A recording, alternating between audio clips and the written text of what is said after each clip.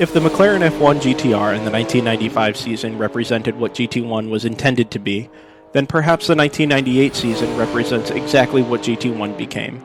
And for the fans, it's not necessarily a bad thing. 1997 saw perhaps the most technological development yet for GT1 cars across the board. Porsche once again updated its 911 GT1 to an Evo specification. Mercedes developed the CLK GTR for use in the FIA GT Championship with only a road car proposal to show for it, and even our friends at McLaren updated the F1 GTR to a specification so unlike the original car that it required a brand new road model to be homologated. But what we got in 1998, including the Porsche 911 GT1-98 we'll be hot lapping today, was utterly bad. The GT1 field at the 24 Hours of Le Mans in 1998 was perhaps one of the finest examples of factory sports car racing we'll ever see. Porsche brought a brand new 911 GT1 you see here with absolutely no resemblance to any 911 anyone had ever seen. Mercedes brought the CLK LM in new spec, McLaren returned the Longtail F1 GTR, Nissan developed the R390 GT1 with Tom Walkinshaw Racing, Kunos released a front-engine behemoth, and of course, Toyota brought the absolutely stunning GT1. Every single entry, up to 4 of each car, depending on the manufacturer, was dressed to the nines. Massive power, huge aero, ABS brakes, sequential gearboxes, and it completely overwhelmed the WSC and LMP1 field that the ACO had intended as the pinnacle of Le Mans. The Porsche 911 we're about to trial is a classic tale of endurance racing. The car was a clean sheet design from Porsche, and despite this, it was largely outdone on single-lap pace, slower than both Mercedes and Toyota. The normally aspirated engine regulations were generally preferred to the turbo regulations, and the Michelin tires used by the Porsche squad proved a slight handicap against the Bridgestones. Yet, little by little, Porsche emerged the favorite. Gearbox trouble for Toyota, wheel bearing issues for the BMW LMPs, oil pump problems for the new Mercedes V8s. And for the 16th time, Porsche had won Le Mans, and for the last time, a GT1 car reigned supreme. We'll discuss the end of the homologation special era of GT1 racing in the next video. But for now, enjoy the sights and sounds of everything that Le Mans was never supposed to be. Alright everybody, here we go. One lap of the Nürburgring Gesamtstrecke as ever.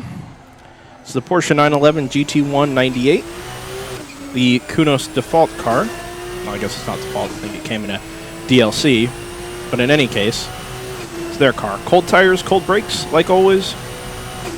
And about 3 years of development from the last episode.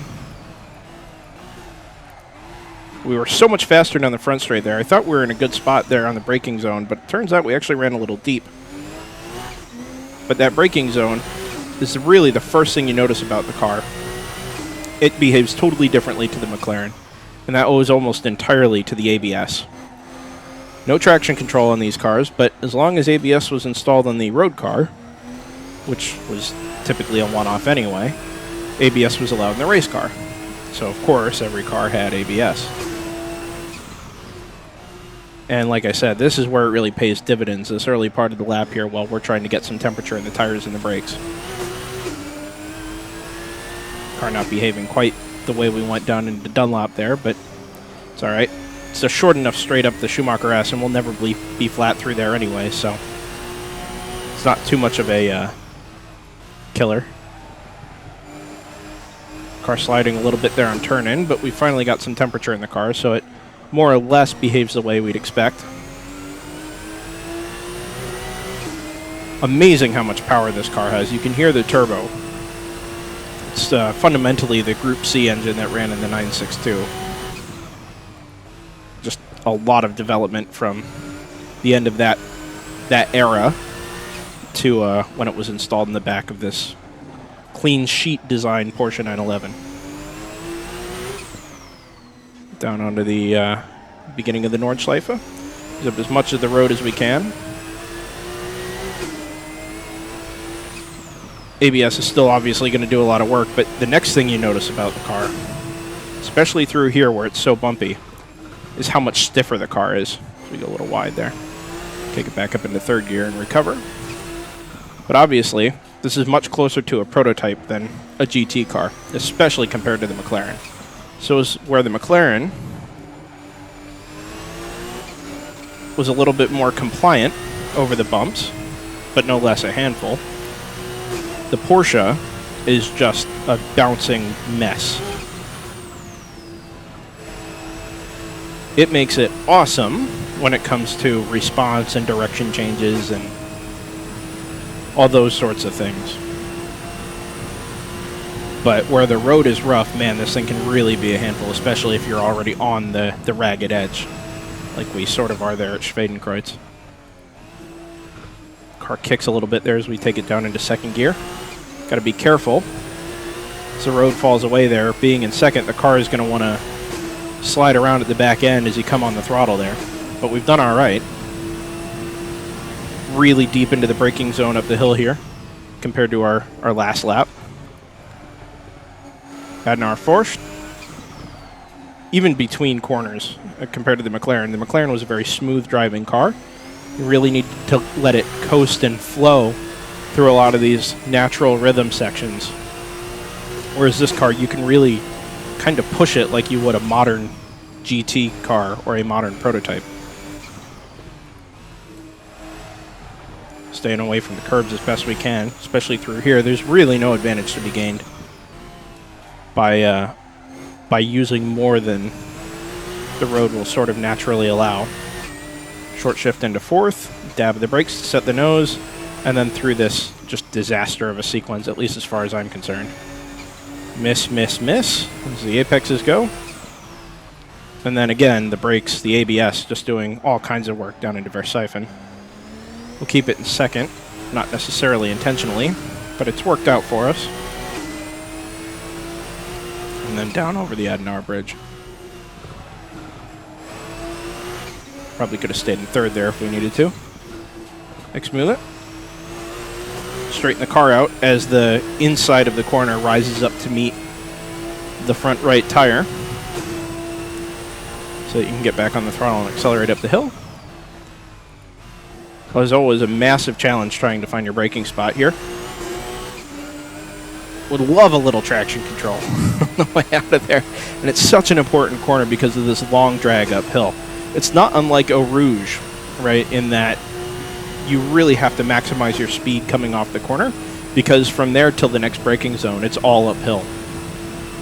And every little mistake you make at the start end is multiplied and punished at the other end. Staying away from the curbs there, but we're a good 20 miles an hour quicker than we were in the McLaren. Car refusing to settle on the way into the right-hander there. And we're wide again here. Road flattens out and all your help goes away. And with all that extra power, we've got to be a little more conservative down into the carousel. Second gear. Again, stiffness of the car just really holding you back. You're desperate to get on the throttle because of all the downforce the car has, but it's never going to work through the carousel. Ooh, a little wide on the way in there. Third gear. Recovered again. The car sort of coasts through there in third gear. Here's where you've got to be a little more conservative and a little more flowing. Drive it not unlike we drove the McLaren, or ought to have driven the McLaren. Again, car's so stiff and it's so bumpy through here. Best thing we can do for ourselves is to just let it ride. Straighten the car out as much as you can on the throttle. And live to fight another day. Wanted second through there, but didn't quite get it. That's all right. There we go. Car's a little more understanding of what you're trying to do with it in terms of rotation on the way into the corner than the McLaren was. Whereas in the McLaren, you really needed the revs to get the car to turn. With this car, it'll do a little bit more of that in a lower gear at lower or a higher gear at lower revs. Oof. Launched it off Flansgarten there. We'll keep it in fourth. Straighten it out, kick it up into fifth. Not pretty, but again, doesn't have to be. Fourth gear, conservative. Third gear, we head up into Schwalbenschwanz. Decline a carousel. Second gear, and just about into the concrete gutter, for lack of a better term. Ooh, Galgenkopf just about got it stopped. car's so much better through this long right-hander than the McLaren ever was. We were third gear on the absolute limit on the way through Galgenkopf in the McLaren. In this car, you just set it up towards the inside curb, fourth gear, and come back in the throttle, and man, the thing just takes off. Not breathing quite as heavily as we were with the last lap, but you can see how much the bumps affect the car on the way down the Döttinger Höhe and under the Bilstein Bridge, Antoniusbrücke. Go a little bit deeper on the brakes here. Car sort of dares you to do it anyway. Oop, oop. Are we gonna wreck? Just not wrecking. That was ragged though, really ragged. It's gonna be a heck of a lap. 8:29 for the McLaren. What are we here? 8:08. That is remarkable.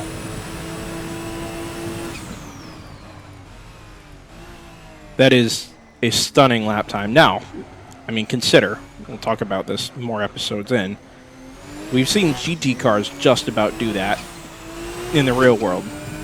So 8:08, 4:17. We'll get our sector times, we'll pull some data, and now that we've got some comparisons for the McLaren, we'll go ahead and plug it in and see what the Porsche 911 GT1 has with a little data to back it up. So now that we've got a pair of laps here with the McLaren and the Porsche within the same category, although 3 years of development apart, we finally have a little bit of context for what our numbers mean. We've already gone through the McLaren numbers in the last video, but we'll review the Porsche numbers here. First sector, 3 minutes and 15.522 seconds. This is the first sector there, so that's a run up to the exit of Adenauer-Forst. 213.064 in the second sector, and 239.831 in the third, for a total lap time of 808.417. Now again, those numbers sound awfully impressive, but it's important to put them up against a comparison of what we had with the McLaren. The differential between the two, sector by sector. First sector, 7.1 seconds gained with the Porsche. Second sector, 5.636 seconds gained. And the third sector, 7.73, for a total lap differential of 20.508 seconds. Now obviously that's a big, fairly impressive number, right? What we're seeing there is a massive gain in 3 years worth of development. Some of that I think goes to the driver aids and the drivability of the car, but obviously there's a lot to be gained just in terms of adding downforce and making the cars overall more efficient. Top speed between the two, the Porsche top speed 318.9 Ks or 198.197 miles an hour. And in the McLaren, 302.1 or 187.7 miles an hour. So we've picked up almost 11 miles an hour there with the Porsche, and that, of course, is largely owing to the overall aerodynamic efficiency of the car, and, of course, the giant honking turbos that the 911 has got. My more intriguing number that I think represents a lot of what the car is capable of is the average throttle position, as we discussed in the last video. It was 64.98 in the McLaren, and it was 70.55 in the Porsche. Like I said, I think that is the drivability of the car, and overall how quick and how well the car can be pushed in just a nice little morsel of a number. And that's gone up almost 5 full % between the two cars, and we felt every bit of that all the way through the lap. So I'll put a link to a Google document that shows all that data in the description, so you all can have a look for yourselves, and as time goes on, I'll be updating that with more vehicles as we get the videos recorded and posted. So it's just a nice little comparison there of how far the LMGT1 class came in a 3-year span. But it'll be even more interesting to watch watch the classes develop over the next, well, however many years we had left. 20 years, I guess it's been since the Porsche, to see how the class developed. Obviously, there were some regulation changes in there that slowed things down a little bit, but that's what this is all about, is tracking just what GT1 racing was from its inception in the mid-90s. And we'll throw some graphs in there for fun as well. So thanks, everybody, for watching, and we'll see you next with the 1999 Dodge Viper GTSR. See you soon.